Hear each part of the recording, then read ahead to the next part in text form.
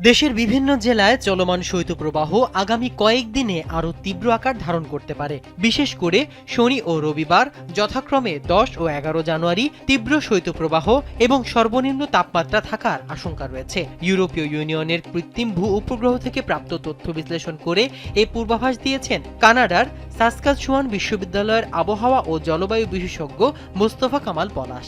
ফেসবুকে দেয়া এক পোস্টে তিনি জানান, বৃহস্পতিবার সকাল থেকে শৈত্যপ্রবাহের তীব্রতা আরও বাড়তে পারে। তার মতে, রংপুর, রাজশাহী ও খুলনা বিভাগের বিভিন্ন জেলায় সর্বনিম্ন তাপমাত্রা 4 থেকে 6 ডিগ্রি সেলসিয়াসে নেমে আসার সম্ভাবনা রয়েছে।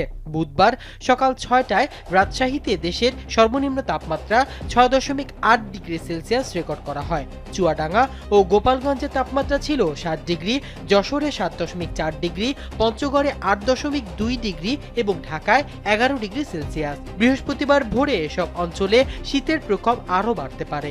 এই পরিস্থিতিতে সাধারণ মানুষকে শীতজনিত অসুস্থতা এড়াতে প্রয়োজনীয় সতর্কতা অবলম্বনের পরামর্শ দিয়েছে বিশেষজ্ঞরা।